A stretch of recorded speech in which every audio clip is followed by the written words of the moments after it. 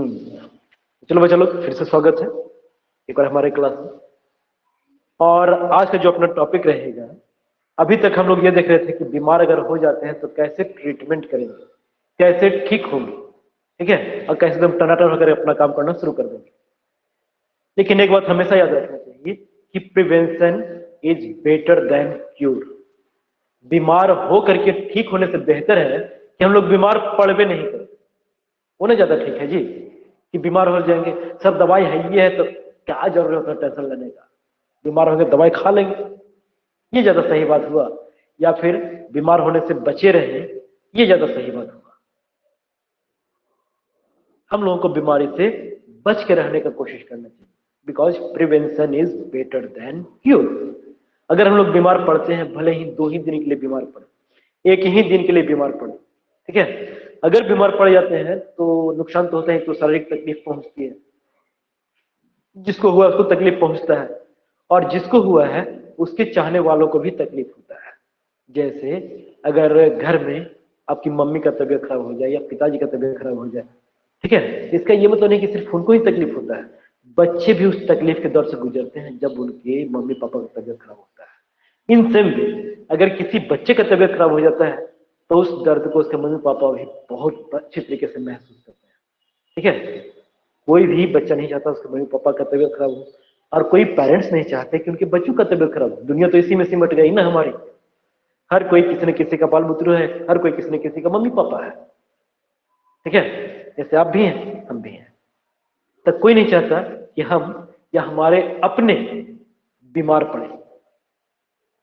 Clear? अगर बीमार पड़ने का बारी भी आ जाए तो लोग बोलेंगे यार हम बीमार पड़ जाए, ठीक है, लेकिन हमारे जो अपना है ना चाहने वाला, उसको कुछ ना हो, क्योंकि उस तकलीफ को हम समझते हैं जो बीमार होने के बाद होने वाला है, ठीक है। तो बेटर ये होगा कि सर्वे भवन्तु सुखिनः सर्वे सन्तु निरामया, सभी सुखी रहे, सभी निरोगी रहे, यही ना बेस्ट चीज है। तो वो निरोगी रहना और स्वस्थ रहना हमारे हाथों में है। जैसे शुरुआत के क्लास में कुछ बताया गया था तरीका हेल्दी रहने का, हेल्दी रहने का तरीका ये बताया गया था कि आपको बैलेंस डाइट लेना चाहिए, साफ सुथरा पानी, साफ सुथरा हवा, साफ सुथरा खाना, पर्सनल हाइजीन, ये सब मेंटेन करना चाहिए, एक्सरसाइज करना चाहिए, रेस्ट करना चाहिए, क्या नहीं करना चाहिए ये भी बताया गया था। ये सब करके हम लोग बहुत हद तक ठीक रहने का कोशिश कर सकते हैं और ठीक रह सकते हैं, ठीक है। इसके बाद चूंकि हम लोग पढ़ रहे हैं इन्फेक्शियस डिजीज के बारे में, बिल्कुल नो एडिक्शन, पढ़ रहे हैं अभी इन्फेक्शियस डिजीज के बारे में। तो इन्फेक्शियस डिजीज यानी कि पैथोजन से बचे रहने के लिए कुछ स्पेसिफिक टाइप का इम्यूनिटी चाहिए, है ना, स्पेसिफिक इम्यूनिटी। क्या होता है इसका मतलब, इम्यूनिटी का मतलब क्या हुआ? इसके पहले जो पढ़े सब जनरल चीज था, हर एक बीमारी से बचने के हमको उतना करना चाहिए। ये जो स्पेसिफिक इम्यूनिटी का बात कर रहे हैं, ये पार्टिकुलर बीमारियों से बचने के लिए हम लोग कर रहे हैं, ठीक है। स्पेसिफिक वर्ड का मतलब भी होता है पार्टिकुलर, और इम्यूनिटी वर्ड का मतलब क्या होगा? Protection against disease. हमारा बॉडी का अपना इम्यून सिस्टम है, वो WBC नाम सुने ही है, ठीक है। तो हमारे बॉडी का अपना इम्यून सिस्टम है जो हमको प्रोटेक्ट करके रखे रहता है, ठीक है। तो इन्फेक्शियस डिजीज से बचने के लिए हम लोग अपने बॉडी में स्पेसिफिक इम्यूनिटी जनरेट करते हैं, और ये स्पेसिफिक इम्यूनिटी जनरेट करने का प्रोसेस कहलाता है वैक्सीनेशन या इम्यूनाइजेशन, ठीक है। वैक्सीनेशन और immunisation, immunisation means to improve the specific immunity, और वैक्सीनेशन का मतलब भी वही हुआ, ठीक है। स्पेसिफिक इम्यूनिटी को बढ़ाना और बढ़िया तरीके से बढ़ा देना, ठीक है। इम्यूनिटी बढ़ाना और स्पेसिफिक इम्यूनिटी बढ़ाना, तुम पहले वर्ड को समझिए, क्लियर करना जरूरी है। इम्यूनिटी बढ़ाना मतलब एक जनरल बात कर रहे हैं हम, हर एक बीमारी से बचे रहने के लिए हमारा इम्यूनिटी स्ट्रांग होना बेहद जरूरी है, ठीक है। स्पेसिफिक इम्यूनिटी की बात तब करते हैं जब किसी पार्टिकुलर डिजीज का बात करते हैं। जैसे अगर हम लोग पोलियो का बात करते हैं, तो पोलियो से बचने के लिए सिर्फ इम्यूनिटी से काम नहीं चलेगा, स्पेसिफिक इम्यूनिटी चाहिए, ठीक है, जो पोलियो से हमको बचाता हो। तो वैसे ही बहुत प्रकार की बीमारियां हैं जिससे बचने के लिए हम लोग वैक्सीनेशन या इम्यूनाइजेशन करवाते हैं और अपने स्पेसिफिक इम्यूनिटी को डेवलप करते हैं, ठीक है। तो आज उसके पीछे का हम लोग बेसिक फंडामेंटल चीज समझने की कोशिश करेंगे कि कैसे हमारा स्पेसिफिक इम्यूनिटी डेवलप होता है, या फिर वैक्सीनेशन या इम्यूनाइजेशन का इफेक्ट कैसे होता है हमारी बॉडी के ऊपर। इसमें सबसे पहले शुरुआत करेंगे हम लोग वहीं से जो WBC का टाइप्स, बी और टी लिम्फोसाइट, ठीक है। बी लिम्फोसाइट और टी लिम्फोसाइट, यही दो ऑप्शन है आपके पास। बताइए इन दोनों में से कौन सा है जो एंटीबॉडी प्रोड्यूस करता है, बी की टी? बी करता है एंटीबॉडी प्रोड्यूस, सभी करेक्ट है आप लोग, बी प्रोड्यूस करता है। बी का नाम बी क्यों पड़ा मालूम है? बी का नाम बी क्यों पड़ा? बी लिम्फोसाइट को बी लिम्फोसाइट क्यों बोलते हैं? Because they mature in bone marrow, ठीक है, बिल्कुल सही। और टी का नाम टी लिम्फोसाइट क्यों पड़ा? Because they mature in thymus, ठीक है। इसी वजह से बी को बी लिम्फोसाइट और टी को टी लिम्फोसाइट बोलते हैं, ठीक है। तो जो बी लिम्फोसाइट होता है वो एंटीबॉडी प्रोड्यूस करता है, और एंटीबॉडी एक स्पेसिफिक केमिकल होता है, एक ऐसा केमिकल जो एक खास तरह के पैथोजन के अगेंस्ट ही काम करता है, ठीक है। एंटीबॉडी बनाने के लिए WBC को या बी लिम्फोसाइट को सीखना पड़ता है कि कैसे तैयार करना चाहिए एंटीबॉडी इसके अगेंस्ट, क्लियर। तो सबसे पहले क्या करता है, तो जो बी लिम्फोसाइट होता है वो फॉरेन पार्टिकल को पहचानता है, उसको आइडेंटिफाई करता है। अब एक सिंपल सा चीज, कोई भी बी लिम्फोसाइट फॉरेन पार्टिकल को तभी पहचानेगा जब वो हमारे बॉडी के हर एक सेल को पहचानता हो। जब हर एक सेल को पहचानना सीख गया तो वो काफी आसानी से बता सकता है कि इसमें से कौन है जो हमारे बॉडी का सेल नहीं है, ठीक है। बिल्कुल रिकॉग्निशन कैपेसिटी होती है हर एक सेल के पास, ठीक है। तो वो पहचान लिया और पहचान करके वो आइडेंटिफाई कर लिया कि हमारे बॉडी का नहीं है। जब हमारे बॉडी का नहीं है तो उसको वो किल करने के लिए, उसको डिस्ट्रॉय करने के लिए, उसको नष्ट करने के लिए जो केमिकल बनाता है उस केमिकल को बोलते हैं एंटीबॉडी, ठीक है। एंटीबॉडी जो बनाया जाता है वो पूरे पैथोजन को देख के नहीं बनाया जाता, उस पैथोजन के किसी पार्टिकुलर स्ट्रक्चर को देख कर, ठीक है, किसी पार्टिकुलर पार्ट को देख करके बनाया जाता है। तो पैथोजन का वो पार्ट, वो सेगमेंट, वो हिस्सा जिससे देखकर एंटीबॉडी तैयार की जाती है उसको क्या बोलते हैं मालूम है? उसको बोलते हैं एंटीजन, उसको एंटीजन बोला जाता है। एंटीजन कहां मौजूद रहेगा बच्चे लोग? एंटीजन किसका पार्ट है? पैथोजन का पार्ट, ठीक है, पैथोजन के ऊपर मौजूद रहेगा। जैसे हम लोग के स्कूल का एक ड्रेस, उदाहरण लेकर चलते हैं, हम लोग के स्कूल का एक ड्रेस, तो वही ड्रेस देखे ना हम लोग पहचान लेते हैं। जैसे चेहरा नहीं जान रहे, बाई फेस नहीं पहचान रहे, अगर क्लास 1 2 3 4 5 6 किसी भी क्लास का बच्चा है अगर हमारे स्कूल का ड्रेस पहन करके आ रहा है तो हम पहचान लेंगे ना, तो बुतरू जो है तरी को भोटी को, वो श्योर रूप से मॉडर्न का बच्चा है, ठीक है, पहचान लेंगे। वो ज्ञान भारती का बच्चा है, वो फलना जो बच्चा, वो चिल्ला का बच्चा है, अगर उसके ड्रेस को हम पहचानते हैं तब। तो वहां पे किसको देख के पहचाने? उसका चेहरा मोहरा, किसको ड्रेस को देख करके पहचाने हम, ठीक है। तो हर किसी का वो ड्रेस ही पहचान रहा है। तो वैसे ही वो पार्ट जिसको देख करके हमारा बी लिम्फोसाइट पैथोजन को पहचानता है, उस पार्ट को क्या बोलते हैं? उस हिस्से को क्या बोलते हैं? एंटीजन बोलते हैं। अब क्लियर हुआ एंटीजन का मतलब?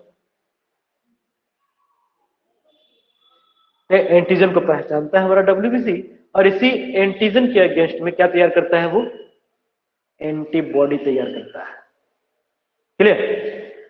एंटीजन को पहचानना और एंटीबॉडी को तैयार करना एक जनरल सा प्रोसेस है जिसमें उसको वक्त लग जाता है। 3 दिन लग सकता है, 4 दिन लग सकता है, 5 दिन तक भी लग सकता है पहली बार पहचानना, ठीक है। तो अगर कोई पैथोजन आ गया है बॉडी के अंदर और ये भी लिम्फोसाइट उसको देखने के बाद चलो ऐसा लग रहा है। अब इसको किल करने के लिए, इसको मारने के लिए हमें एंटीबॉडी तैयार करते हैं। एंटीबॉडी तैयार करने में उसको 3 दिन 4 दिन 5 दिन लग गया।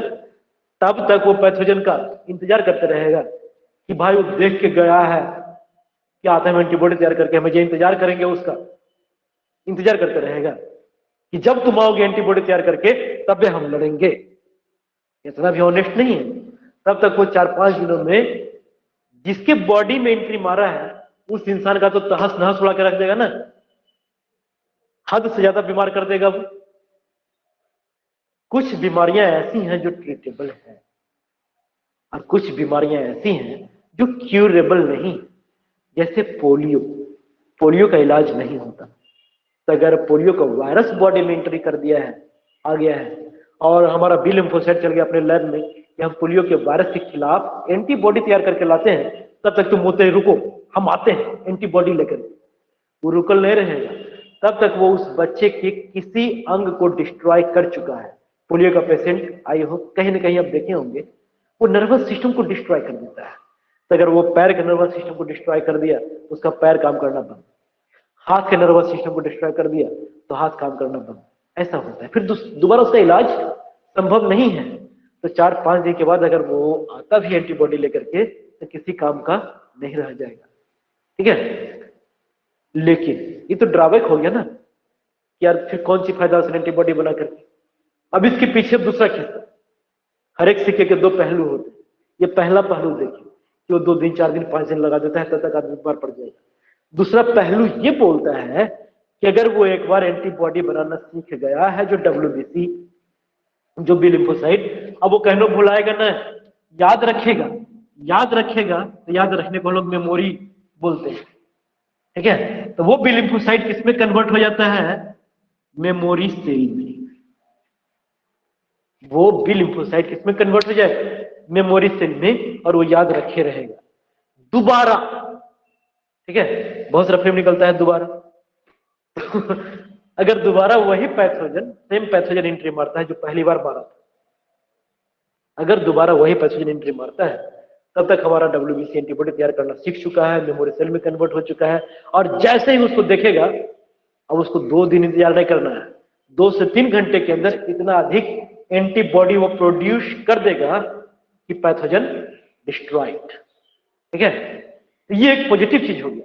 यार उसको टाइम लगता है सीखने में, लेकिन जब सीख जाता है ना तो उसके बाद वही पैथोजन तो बिल्कुल डिस्ट्रॉय कर ही नहीं सकता, कोई नुकसान पहुंचा ही नहीं सकता, क्योंकि हमारा जो बी लिम्फोसाइट है मेमोरी सेल में कन्वर्ट हो चुका है और वो याद रखे हुए है कि उस एंटीजन के अगेंस्ट, उस पैथोजन के अगेंस्ट एंटीबॉडी कैसे तैयार करना है। एक पॉजिटिव चीज होगी। किसी पॉजिटिव चीज का हम लोग इस्तेमाल करते हैं किस प्रोसेस में? वैक्सीनेशन में या फिर इम्यूनाइजेशन में। ठीक है, किस प्रॉपर्टी का इस्तेमाल किए हम लोग? लेट से बनाने का प्रॉपर्टी वाला कि नहीं भूलने के प्रॉपर्टी वाले का इस्तेमाल किया जा रहा है?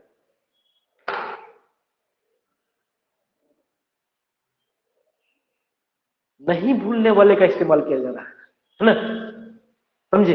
और लेट से जो बनाता है उसके लिए हम लोग कुछ दूसरा टेक्निक लगा लेते हैं, उसके लिए कुछ दूसरा टेक्निक लगाते हैं। अब ये समझते हैं कि ये कैसे होता है। ठीक है, फिर हम लोग ये जानेंगे कि वैक्सीनेशन वर्ड कहां से आया। तो चलते हैं अब इसके प्रीवियस हिस्ट्री की ओर, एकदम शुरुआत, पहले वैक्सीन की ओर। वैक्सीन का आइडिया कहां से आया, कैसे आया, कौन पहला वैक्सीन बनाए, एक छोटा सा कहानी हम लोग समझते हैं। कहानी वानी सुनने में तो मजा आया करता है ना। तो चलते हैं वैक्सीन की कहानी की ओर। पहला वैक्सीन कौन बनाया था बच्चा लोग, किसी को मालूम है? नाम बताओ एटलीस्ट। एक डॉक्टर थे, एक फिजिशियन, उनका नाम था डॉक्टर एडवर्ड जेनर। ठीक है, doctor Edward Jenner, very good, जिन्होंने भी आंसर दिया बिल्कुल सही आंसर दिया है। डॉक्टर एडवर्ड जेनर वो पहले इंसान थे जो वैक्सीन तैयार की। एक्चुअली वो इंग्लैंड के रहने वाले एक डॉक्टर थे। ये उस जमाने की बात है, 1700 समथिंग का, एग्जैक्ट ईयर तो हमको याद नहीं है, बायोलॉजी में ईयर से उतना मतलब नहीं होता। ठीक है, तो ये 1700 समथिंग का बात है। उस वक्त चेचक एक महामारी के रूप में, ठीक है, फैला हुआ था, जैसे अभी कोरोना है। फैला हुआ है ना। इससे कई गुना ज्यादा खतरनाक चेचक था पॉक्स। कोरोना तो कुछ है ही नहीं उसकी तुलना में, ठीक है। कोरोना में डेथ रेट कुछ भी नहीं है, 1% है, 1.5% है, कोई डेथ रेट है जी, कुछ नहीं। ये जो लॉकडाउन लॉकडाउन कह ले झूठे मुठे का चीज है। चेचक पहले हुआ करता था, प्लेग हुआ करता था, कॉलेरा हुआ करता था, हैजा हुआ करता था, ये सब महामारियां थी। लेकिन आज वो सब खिलौना बन गया। पॉक्स कोई बात नहीं, लो ठीक हो गया। आजकल उसके लिए दवाई भी है और उसके लिए वैक्सीन भी है, ठीक है। तो चलते उस जमाने में जब चिकन पॉक्स एक काफी खतरनाक बीमारी के रूप में हुआ करता था, ठीक है। काफी खतरनाक बीमारी, ऐसा बीमारी होता था नहीं, अगर किसी गांव में हो गया एक को तो पूरे गांव को लपेटे में ले लेता था, और लोग उस चेचक के डर से गांव का गांव छोड़ करके भाग जाते थे, ठीक है। यहां तक कि अगर घर में परिवार में किसी को हो गया चेचक तो लगता था कि उसको छुएंगे तो कहीं हमको भी ना हो जाए, तो गांव छोड़िए उस इंसान को लोग छोड़ करके भाग जाते थे। इतना डर का माहौल पैदा हो गया था उस पॉक्स को लेकर के। कोरोना में ऐसा थोड़ी, कोरोना में तो उसको हम जुगा के रख ले रहते अंदर, भीतर में बंद रहो, तो बोला कि खाना हम देंगे, खाओ वहीं पे, ठीक है। ये उतना खतरनाक नहीं है, उतना डरा के रख दिया है। चलिए तो आगे बढ़ते हैं। तो उस जमाने में चूंकि ये डॉक्टर थे एडवर्ड जेनर, तो इनको इलाज हर किसी का करना पड़ता था, है ना, हर पेशेंट को उनको देखना पड़ता था। तो जब डॉक्टर थे तो अपने साथ किसी न किसी कंपाउंडर को भी रखते होंगे, या फिर जब वो चेचक फैलता था, जब एकदम हजारों की संख्या में पेशेंट आते थे, सैकड़ों की संख्या में पेशेंट आते थे, तो वहां पे बहुत लोगों को सेवा के लिए रखा जाता था, ठीक है, उन लोगों की सेवा के लिए। और सेवा करने के लिए वैसे लोगों को चुना जाता था जिनको पहले कभी चेचक हुआ और वो चेचक से ठीक हो गया, ठीक है। तो लोगों का ये सब मान्यता था कि जिसको एक बार चेचक हो गया है दोबारा नहीं हो, इसके पीछे का कारण वो नहीं जानते, बस ये जानते थे कि जिसको एक बार हो गया ना उसको दोबारा नहीं होगा। तो जो एक बार ठीक हो चुके हैं चेचक से, वही लोग सेवा उवा में जुड़ जाते थे, क्या कि वो एकदम निश्चिंत थे कि हमको हो गया है चेचक, अब हमको नहीं होगा, ठीक है। ऐसा लगता था कि एक शील्ड उनके ऊपर चढ़ गया है जो उनको प्रोटेक्ट करते रहेगा, क्लियर।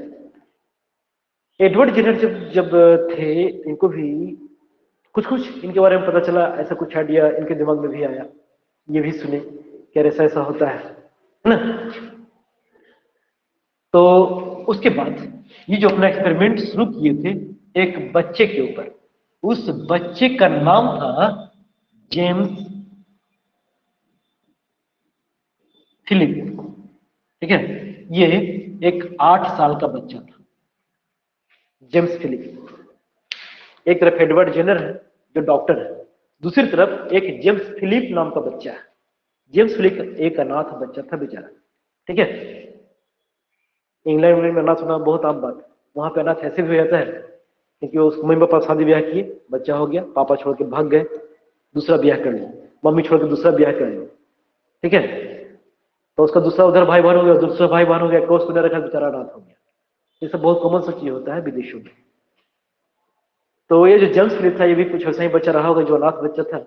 अब ये अनाथ बच्चा अपना जीवन यापन के लिए गौ सेवा क्या करता था, ठीक है। वहां के कुछ जमींदार के पास या किसी अमीर घराने के पास रह करके वो गाय का सेवा हुआ क्या करता था, ठीक है। एक बार उस गांव में चेचक वेचक फैलता है, गांव में फैलता है काउपॉक्स। काउपॉक्स चिकन पॉक्स का ही छोटा सा रूप है, ठीक है। ये काउपॉक्स फैला तो ये गाय को भी होती है बीमारी, इंसानों को भी होता है बीमारी। तो उस वक्त जो जेम्स फिलिप था ना वो गाय को छोड़ के भागा नहीं, बेचारा गाय का सेवा करते रह गया, ठीक है। शुरुआत कहानी की वहां से होती है। गाय का सेवा क्या करता था, एक बार गाय को काउपॉक्स हुआ, लेकिन उसके बावजूद ये गाय का सेवा करना नहीं छोड़ता, ठीक है। उसके बाद फिर से कुछ दिनों के बाद फिर से पॉक्स का हमला होता है उसके गांव में जहां पे वो रह रहा था। लेकिन इस जेम्स फिलिप को कोई विशेष फर्क नहीं पड़ता, सब भाग रहे थे लेकिन जेम्स फिलिप कहां भागता, कोई नहीं था इसको लेकर भागने वाला। तो जेम्स फिलिप को कुछ विशेष नुकसान नहीं हुआ, इसको चेचक नहीं हुआ। ये खबर तेजी से फैलनी शुरू हो गई, ठीक है। ये खबर तेजी से फैलना शुरू हो गया। तब ये जो एडवर्ड जेनर थे ना, ये जेम्स फिलिप को लेकर के आए अपने हॉस्पिटल में। जब सुने उसके बारे में कि एक ऐसा बच्चा है, तो इसको लेकर के आए अपने हॉस्पिटल में जेम्स फिलिप को एक्सपेरिमेंट करने के लिए। तो एक्सपेरिमेंटल तौर पे वो जानते थे कि ये काऊ का सेवा कर रहा था। अच्छा, गाय का सेवा करने से उसको चेचक क्यों नहीं हुआ? क्योंकि गाय हमारी माँ है। ऐसा बात नहीं कि गाय हमारी माँ है और माँ की सेवा करने वालों को कभी चेचक नहीं होता। ठीक है, ये बात नहीं है। जो हर्ष लिख रहा है वो बात ज्यादा सही है। काउ पॉक्स जो है वो चिकन पॉक्स का छोटा रूप है। ठीक है, तो काउ पॉक्स को पहले हो चुका था माइल्ड फॉर्म में। माइल्ड फॉर्म में होने की वजह से उसका बॉडी इम्यून हो चुका था। तो वो जब एडवर्ड जेनर के पास पहुंचे तो एडवर्ड जेनर फिर से जो चिकन काउ पॉक्स का पस था, ठीक है, उसको निकाल के जेम्स फिलिप्स की बॉडी में डाल दिया। इसको कुछ नहीं हुआ। 2-4 दिनों के बाद, एक आध सप्ताह के बाद फिर वो चिकन पॉक्स होता ही रहता था। तो चिकन पॉक्स का पॉस्चर निकाल करके, उसका जो पस होता है फोड़ा में से, ठीक है, फोड़ा में से थोड़ा सा निकाल करके इसके जेम्स फिलिप की बॉडी में इंसर्ट कर दिया। अब जेम्स फिलिप, चूंकि ये काउ पॉक्स माइल्ड फॉर्म में इसको हो चुका था पहले, हल्का फुल्का करके, चिकन पॉक्स इसको नहीं हुआ। जब इसको लगाया गया वो चिकन पॉक्स वाला इंजेक्शन, तो इसको रात में फीवर तो आया, लेकिन वो सुबह फिर से ठीक हो गया। ठीक है, उसके बाद कहीं भी जाते थे एडवर्ड जेनर तो इसी जेम्स फिलिप को लेकर जाते थे साथ में। और और आगे जेम्स फिलिप को कभी चिकन पॉक्स हुआ ही नहीं, क्योंकि उसका बॉडी इम्यून हो चुका था। इसका आइडिया एडवर्ड जेनर को अब लग चुका था। ठीक है, कि इस प्रकार से अगर माइल्ड फॉर्म में किसी बीमारी के पैथोजन बॉडी में इंसर्ट किया जाए तो हमारा बॉडी उसके अगेंस्ट रेसिस्टेंट हो जाता है, इम्यून सिस्टम हमारा डेवलप हो जाता है। ठीक है, क्लियर? इस प्रकार से इम्यून सिस्टम को उस पार्टिकुलर बीमारी के प्रति हम लोग डेवलप कर सकते हैं। ठीक है, इसका नाम, इस प्रोसेस का नाम रखा गया वैक्सीनेशन। वैक्सीनेशन, वैक्सीनेशन वर्ड आया कहां से? तो ये वर्ड आया वैका वर्ड से। वैका का मतलब होता है काऊ। वैक्सीनेशन वर्ड की उत्पत्ति कहां से हुई? वैका वर्ड। वैका का मतलब काऊ होता है, क्योंकि ये जो वैक्सीनेशन का आइडिया था, इम्यूनाइजेशन का आइडिया था, उनको कहीं ना कहीं काऊ से ही मिला था, काऊ पॉक्स से मिला था। हाँ बिल्कुल, इन लैटिन। लैटिन में वैका का मतलब काऊ होता है। क्योंकि इस कार्य को काऊ और काऊ पॉक्स से मिला, इसलिए इस प्रोसेस का नाम वो क्या रख दिए? वैक्सीनेशन। और आज भी हम लोग उसको वैक्सीनेशन ही बोलते हैं। दूसरा टर्म इसके लिए क्या है? वैक्सीनेशन के लिए दूसरा टर्म इम्यूनाइजेशन। ठीक है, क्योंकि यहां पे इम्यून सिस्टम को डेवलप किया जा रहा है। वैक्सीनेशन या इम्यूनाइजेशन, ये हो गया बिल्कुल वैक्सीनेशन की शुरुआत वाली चीज। आजकल तो बहुत सारी बीमारियों के लिए हम लोग वैक्सीनेशन करवा रहे हैं। जैसे हाल फिलहाल में कोरोना का वैक्सीन आप लोग ने कोई लिया है कि नहीं? 15 साल पूरा हुआ है किसी बच्चे का? 14+ भी हो गया है तो आप जाकर के ले सकते हो। 14 साल 1 दिन भी हो गया है तो आप ले सकते हो। ठीक है, और 14 साल होने में 1 आध दिन बाकी है तो आप नहीं ले सकते हो, 2 दिन रुक जाओ।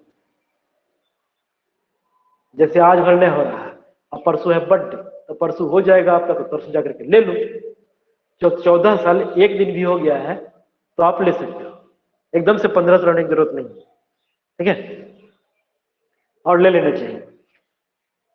तो वैक्सीनेशन इस प्रकार से, फिर जब वैक्सीनेशन का पता चल गया तो इतना अधिक वैक्सीनेशन किया गया, जैसे आज वैक्सीनेशन हो रहा है ना कोरोना का, ऐसे ही वैक्सीनेशन करवाया गया और पूरी दुनिया से चिकन पॉक्स लगभग उसका हवा, उसका डर, उसका भय खत्म हो चुका है ना?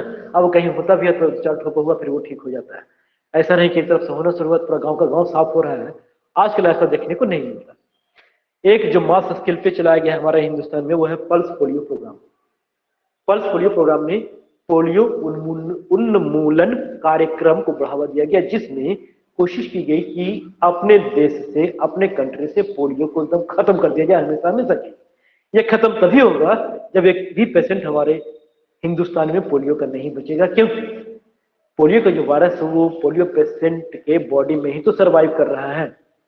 जब तक एक भी पोलियो का पेशेंट है इस धरती पे, तब तक पोलियो का वायरस जिंदा है। ठीक है, तब तक ये वैक्सीनेशन का कार्यक्रम चलता रहेगा। तब पोलियो का जो वैक्सीनेशन होता है वो साल में 2 बार होता है। ठीक है, साल में 2 बार होता है। अब वैक्सीन तैयार कैसे करते हैं? वैक्सीन तैयार करने का जो तरीका होता है वो ये होता है कि जो भी पैथोजन है जैसे पोलियो का पैथोजन है, पोलियो का वायरस, तो पोलियो के वायरस को हम लोग कहीं से आइडेंटिफाई कर लेंगे, आइसोलेट कर लेंगे। कहां से मिलेगा पोलियो का वायरस? कौन दुकान में? कहीं मिलेगा क्या? पोलियो के पेशेंट से मिलेगा, ठीक है। वो कहीं दुकान पर नहीं मिलेगा, किसी हॉस्पिटल में नहीं मिलेगा कि सर 50 ग्राम पोलियो का वायरस चाहिए था प्लीज, ठीक है। तो वहां पर जाकर के नहीं मांग सकते, पोलियो के पेशेंट से आप आइसोलेट कर सकते हो, ठीक है। तो पोलियो के पेशेंट से उसको आइसोलेट किया जाता है। आइसोलेट करने के बाद उस पोलियो के वायरस को लैब में या फिर बड़े बड़े कंपनियों में होते हैं बायो फर्टिलाइजर, वहां पे उनको ग्रो करवाया जाता है। ग्रो करवाने के बाद उनको किल कर दिया जाता है, ठीक है। और किल करने के बाद छोटे छोटे वायल्स में उनको बंद कर दिया जाता है, पैक कर दिया जाता है। वही हो गया पोलियो का वैक्सीन। वैक्सीन में कोई दवाई ववाई नहीं रहता है, वैक्सीन में उसी का पैथोजन रहता है, ठीक है। Process of development of specific immunity by inserting dead and weakened version of pathogen in the body. Very good Harsh, इतना लिख दिया तुम बाबू, ठीक है। तो इस प्रकार से डेड करके, उसको किल करके या फिर इतना कमजोर कर दें कि कोई काम करना रहे, उसके बाद उसको हम लोग किसी हेल्दी पर्सन को देंगे। जैसे बच्चों को दिया जाता है पोलियो का वैक्सीन, बच्चों को दिया जाता है, बड़ों को नहीं दिया जाता। 5 साल तक के बच्चों को अगर घर में एकदम जन्म लिया है से लेकर के आज ही जन्म हुआ, उसको पोलियो का ड्रॉप पड़ जाएगा और वो पड़ते रहेगा साल में 2 बार। टेस्टी होता है, हमको तो याद नहीं। अब 5 साल का चीज किसको याद रहता है यार? याद तब भी होगा जब हाल फिलहाल में तुम लोग खाया होगा, है ना। आया होगा उधर देने के लिए, पोलियो का वैक्सीन होता रहता है, पोलियो प्रोग्राम आते रहते हैं आंगनबाड़ी वाली। हर्ष जो होगा डायपर पहन के बैठ गया होगा कि हम भी 5 साल के हैं, वो पिला के चल गई होगी।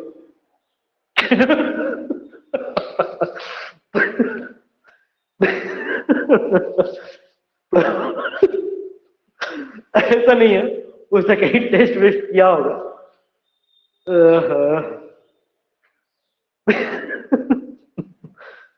So whatever, I didn't remember the test. If you remember, next you have just test in recent year. तो उसको हम लोग ओरली ही देते हैं, बच्चों के मुंह में ही पिलाया जाता है, ठीक है। तो जब बच्चे के मुंह में वो पोलियो का ड्रॉप देते हैं, 2 बूंद जिंदगी की करके अमिताभ सर आते हैं वो बोलने के लिए, बच्चों को पिलाइए 2 बूंद जिंदगी की, है ना। जब ये 2 बूंद जिंदगी की पिलाया जाता है तब वो बच्चा के मुंह में जाता है, वहां से अरे अब रहे दो आकाश तो वहां से पहुंच गया उसके इंटेस्टाइन में, इंटेस्टाइन से वो एब्जॉर्ब होकर पहुंच जाता है ब्लड स्ट्रीम में। ब्लड स्ट्रीम में जैसे ही पहुंचता वो किल किया हुआ है, वो मारा हुआ, वो जिंदा नहीं है, कमजोर है, ठीक है। तो जो ब्लड स्ट्रीम में आया तो उस बच्चे का जो इम्यून सिस्टम है उस पोलियो के वायरस को पहली बार देखेगा, अरे लगता है कोई नया चीज, एक तो एंटीजन आया है, एक एंटीजन आया जैसे उसके मौसा आ गया, ठीक है। तो उस एंटीजन को देख के काफी खुश होता होगा वो, चलो इसके अगेंस्ट एंटीबॉडी तैयार किया जाए। क्योंकि भी नादान बच्चे का नादान से इम्यून सिस्टम है, और नादानी में उसके अगेंस्ट एंटीबॉडी बनाना अभी सीख रहा है, ठीक है। धीरे धीरे करके वो सीख गया। जब एक बार सीख गया फिर से दूसरा डोज दे देते हैं हम लोग, साल में 2 डोज पड़ता है। तो दूसरा डोज जैसे आता होगा उसका डेड पैथोजन फिर से हम लोग इंसर्ट किए। अब जो एंटीबॉडी बनाना सीख गया था उसके लिए क्या मिल गया, एक टारगेट साइट, चलो इसको मार कर देखते हैं काम कर रहा है कि नहीं है। तो टेस्टिंग फेस्टिंग भी हो गया, समझे। अब वो जो बच्चा है दैट बिकम रेसिस्टेंट और that become immune towards a specific disease called polio. अगर पोलियो का वैक्सीनेशन करवाए हैं तो पोलियो से बचा हुआ रहेगा, कोरोना का वैक्सीनेशन करवाए हैं तो कोरोना से बचे हुए रहेंगे, ठीक है। ये नहीं कि सबका वैक्सीनेशन करवा लिया तो आप अमर हो गए हैं, सर हमको अब कुछ नहीं होगा, अब हम अमर हो गए, क्योंकि बचपन से लेकर आज तक खाली वैक्सीनेशन ही करवा रहे हैं। तो आप वैक्सीनेशन करवा रहे थे उन पार्टिकुलर बीमारियों से बचने के लिए, अमर होने के लिए नहीं, ठीक है। समझे बात। जैसे अगर कोरोना का टीकाकरण किसी को करवाया गया, एक 90 साल के इंसान को, 90-92 साल का बुजुर्ग था, उसको कोरोना का वैक्सीनेशन हुआ, 6-7 महीना में वो मर गया, ठीक है। कोरोना का टीकाकरण करवाने के बाद वो 6-7 महीना मर गया। अब लोग लग गए क्लेम करने कि नहीं लिया कोरोना का टिकवा मर जाए, तब मर गया कोरोना की टिका की वजह से। यार ऐसे ही 90 बार वो ओवर टाइम कर रहा था, वो जिंदा कहां था, ओवर टाइम कर रहा था ना, तो ओवर टाइम करते करते टपक गया अपना, समझे। तो यार ऐसा नहीं कि एकदम उसकी वजह से मरा है ये,